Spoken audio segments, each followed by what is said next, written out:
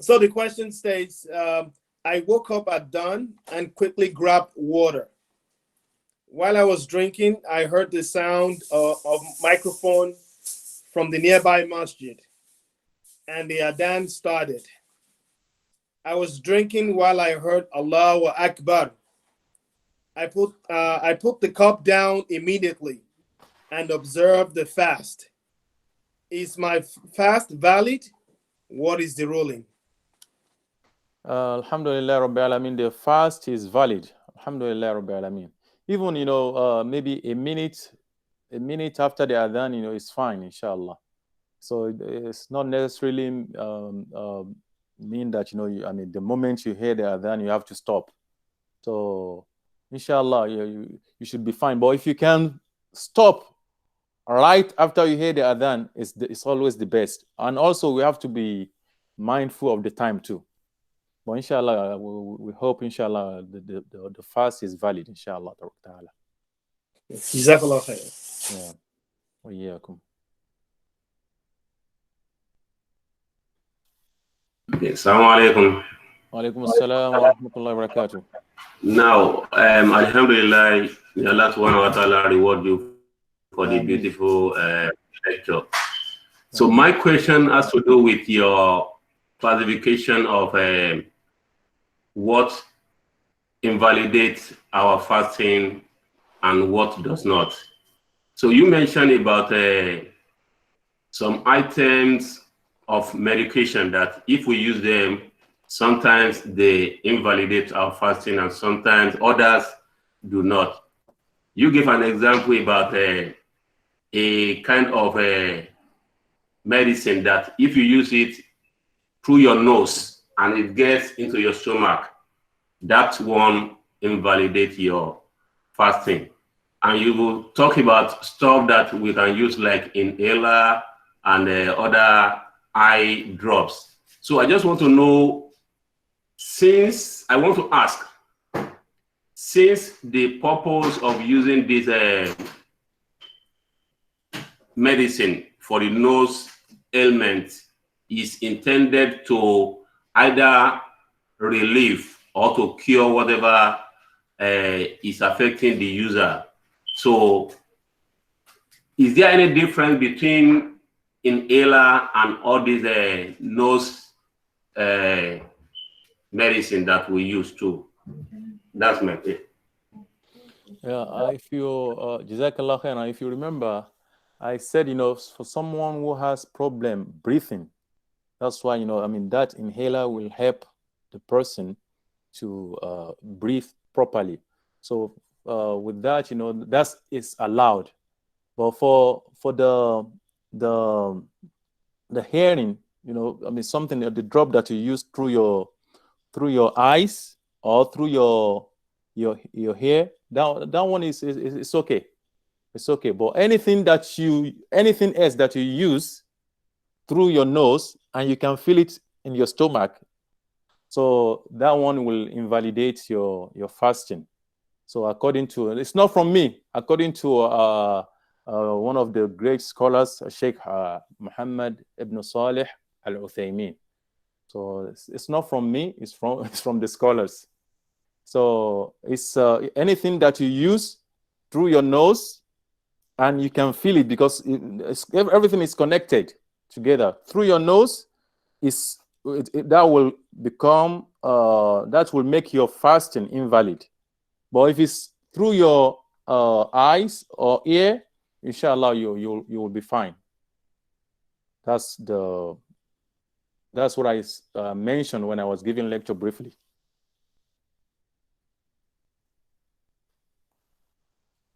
I hope I've made myself clear.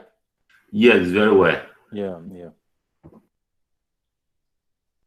But not with the intention of feeding.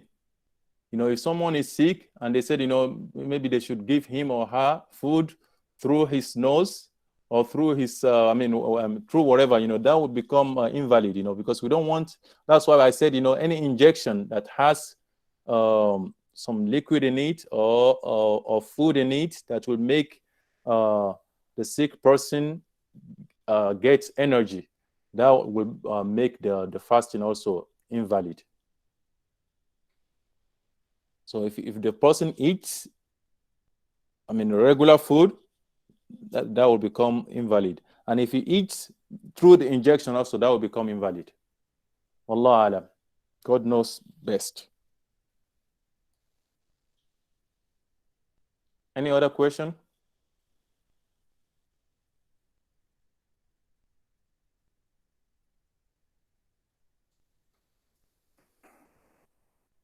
Assalamu alaikum. Yes, yes, I also have another question. It's also from one of our mothers. No. The question goes that maybe about a few years ago, while she was fasting at some point, she decided to break her fast for several number of days, and unfortunately, she didn't keep track of her fast of the days that she has missed, during the fasting period. How should she pay back her fast? Oh yeah, we need to ask, why did she break? Yes, one of the reasons that she stated was because she had like a chronic disease. Okay, and, okay. She had to break it at that point in time. Yeah. Okay, that means she was allowed to break at that time because she was sick, so she couldn't remember. Maybe she could remember. Maybe it was for a week, maybe between 7 days to 10 days. She can do taqdir. Taqdir means just to guess. It's going to between 7 to 10 days. Then make it 10 days. Then try to pay 7 days back, 10 days back. Just take the higher number. Okay. And if it's if it's for the entire month, then that means 27, between 27 and 30. Then do 30. Yeah. Jazakallah. Allah no.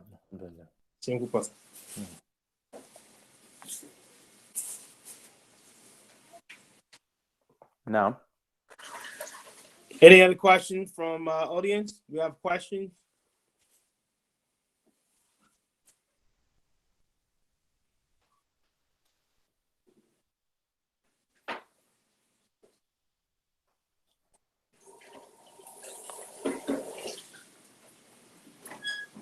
When tabani beri, our jama, tabani beri.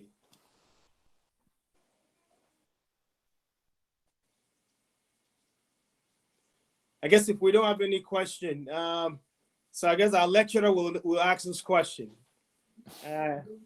Alpha, you left on question. Lecturer, since I think we seem to know majority of what he's saying, but we're given an opportunity for our lecturer to ask us questions. So hopefully we should all be able to answer. Yes.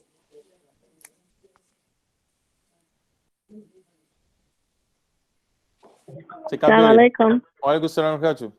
I think what's happening, a lot of people are forgetting they have to press #6 to be able to ask questions, because automatically the system put everybody on hold. So if anyone has questions, they have to press #6 in order to be able to speak, and you'll be able to hear them, inshallah. Inshallah. Assalamu that would apply to those that actually call via cell phone. If you are connected via your computer or you're using the link, which is the video link, you are not going to need a *6. You go to the bottom of the video and unlock the microphone. So if you are connected via video, you just need to unlock the microphone. If you are connected with a cell phone, yeah, you might need to use the *6, just for clarification purpose. Assalamu alaikum.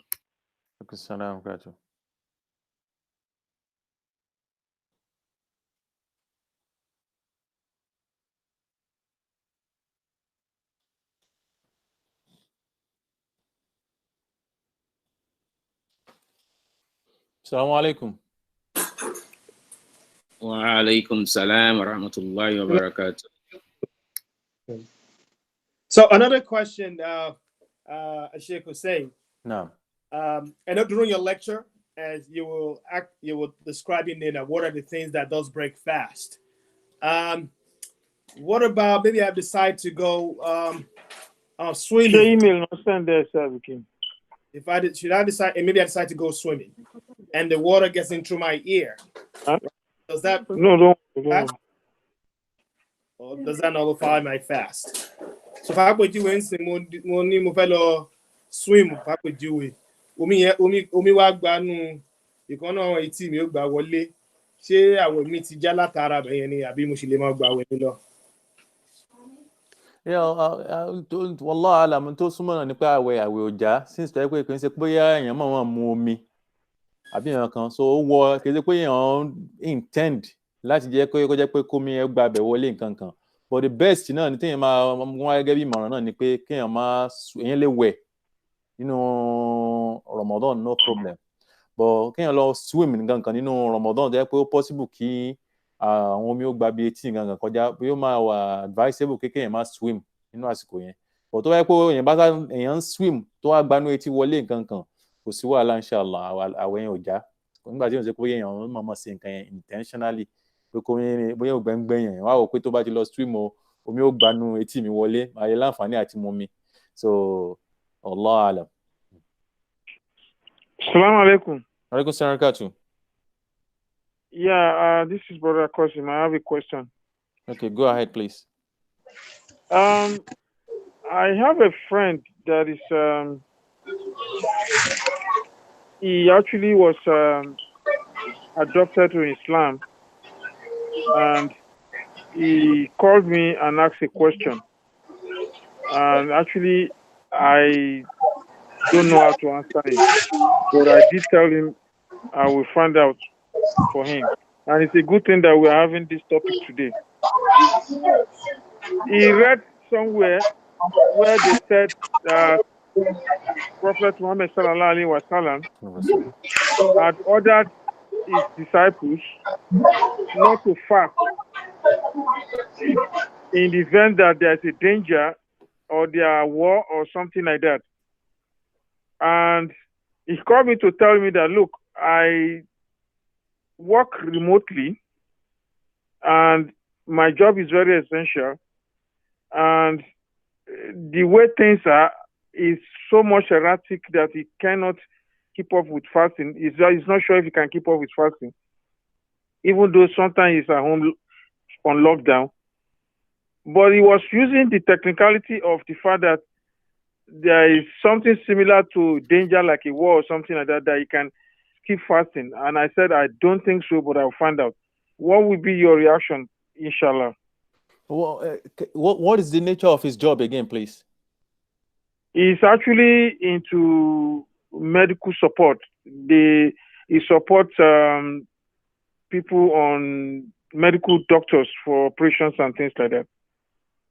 So, it's not allowed to fast, or it's hard for him? He's asking if that is considered what is going on in the system, like the pandemic that is locking down people, is equated. It can be equated to mean something close to a war or something that is dangerous. No. I mean, if he can have time, to eat his breakfast or her breakfast and break the fast, at 7:50 p.m., he doesn't have any excuse. He has to fast. He has to fast. Yeah. Unless if the job, is hard, and the nature of the job, you have to have energy and you're required to eat something before you do that kind of job, then it's allowed. Then after the Ramadan, he or she can make it up. Allah Alam. But this thing, I think it's very clear that he has chance, to eat the breakfast. Allah Alam. Sure. Thank you, sir.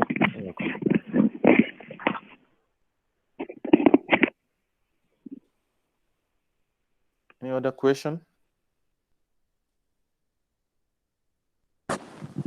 Assalamu alaikum. Wa alaikum salam wa rahmatullahi wa barakatuh.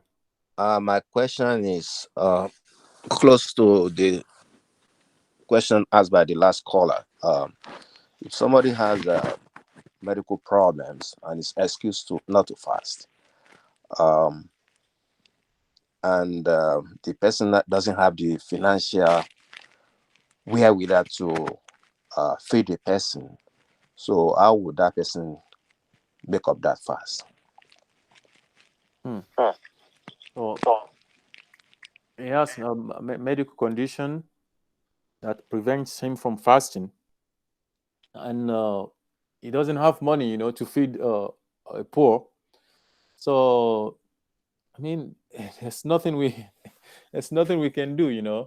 Even if the person is from Nigeria, maybe he doesn't have money here, because poor here doesn't necessarily mean that you're poor in Nigeria. Maybe you don't have $10 to feed someone here. Maybe if you send $1 to Nigeria, it will feed someone. But if you can't find anything, not in America here, not in Nigeria, inshallah, you'll be fine. You should be fine, inshallah, tabaraka ta'ala. You just do istighfar and pray that Allah subhanahu wa ta'ala forgives you and accepts your prayer. Because ma kallafa Allahu nafsan fawqa taqatiha. Allah didn't ask us to do anything that we are incapable of. If it's something that we cannot do, there's nothing we can do. We cannot ask him to go and borrow money to do that. Since he cannot do it and he doesn't have money, then inshallah Allah subhanahu wa ta'ala will forgive him and he will overlook that, inshallah. Assalamu alaikum wa rahmatullahi wa barakatuh. Wa alaikum assalam wa rahmatullahi wa barakatuh. A question that I was told to ask is this: if for older people, due to age, they cannot fast, and due to age, similar to the question the brother just asked, they are not okay financially, and they are very old. Is there any way for them to cover for the missing Ramadan or missing any kind of fasting, which is compulsory? Yeah, like I said, for each day that he or she misses, he or she has to feed a poor. Maybe like that means 30 days, 30 poor. So you don't have to do it every day. I mean, from maybe after Ramadan, you do just maybe from June 1st to July 1st. Anytime you have money, maybe to feed 5 people, send money, to Nigeria. Then when in the future, maybe you have 10 to feed 10 people, that way, 15. Then after that, maybe you get money to feed another 15. Then that will complete it 30. Then if you are kind of the person that you don't have any hope and you think that you will never get anything, to feed people, inshallah, Allah will forgive you. Just pray. That's what I said before. So if you pray, inshallah, and you seek for Allah's forgiveness, inshallah, by praying and do a lot of nafila, inshallah, you'll be fine. Yeah, the question is more of an older people in the community. I'm talking about people who are of old age. Now, applying the logic behind that is they are very old and they don't have families to provide for them, and they are getting by through maybe people giving handouts to them here and there. And come to Ramadan, they know it's mandatory for every Muslim that is alive to fast. But in their predicaments, they know that they cannot take the luxury and fast. They don't have the means to actually do the sadaqah, to sponsor anybody during the period or even after Ramadan. Is there a forgiveness for older people that when he attains some certain age in life, Allah is going to forgive you for not fasting? That's the question. Yeah, I just answered that now. If the person doesn't have money to do sadaqah, Allah will forgive, inshallah. Let's hope so. That's why, whatever that we do, when we are sound, we have good health, and if in the future we don't have good health, we cannot do what we are asked to do by Allah subhanahu wa ta'ala. Allah will give us the reward of that, since we used to do it when we were healthy. So that's hadith by Prophet Muhammad sallallahu alaihi wasallam. That's why we have to take maximum use of our time. When we are healthy, to do a lot of extra works, a lot of good deeds, so that will be useful for us when we are old and we don't have money and we cannot do a lot of wajibat, a lot of compulsory things like Ramadan. So inshallah, if the person cannot, and he cannot fast and he cannot feed, inshallah, let's hope that Allah subhanahu wa ta'ala will forgive. But is there any ayah from the Quran or hadith that says that if you reach a certain age, Allah will forgive you? We don't have that. But what we have is, if you cannot, and you don't have, you cannot do it, and you don't have money to feed, inshallah, because Allah subhanahu wa ta'ala will not punish you on something that you cannot do. So we hope that Allah subhanahu wa ta'ala will forgive you. That's what we have. Assalamu alaikum. Last question. I guess this was sent to me by one of our members.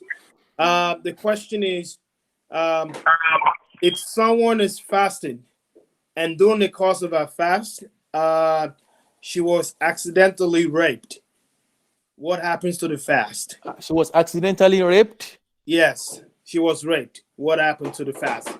Does she continue her fast, or she have her fast is broken because of that incident? Yeah, I mean, just like I said, if you remember, I said 3 conditions. So we said that an yakuna mukhtaran ghayra mukrah. So if he wasn't forced to break the fast, then inshallah will be fine. But he was forced this time. So he was forced, so he didn't intend to do it. That means, inshallah, it's fine, because he was raped. So it's out of her control. So someone came and forced her to do that. Then, her fast is valid. So may Allah forgive the person who raped. Ameen. Jazakallah khairan. Now. Yeah. I know we running a little bit. I think Maghrib will be in the next 5 minutes, inshallah. So I will ask all our members again, Jazakallah khairan for Sheikh, who has given us a very beautiful lecture, and again with the wealth of knowledge that he has shared with us this evening. Again, we will longing for more tomorrow, inshallah. We ask Allah subhanahu wa ta'ala to reward you abundantly and to accept all of your ibadah and our ibadah as well. Ameen. Inna atina. Bismillahirrahmanirrahim. Inna atinaka likawthar. Fasalli li rabbika wanhar. Inna shaniyaka huwa al-abtar.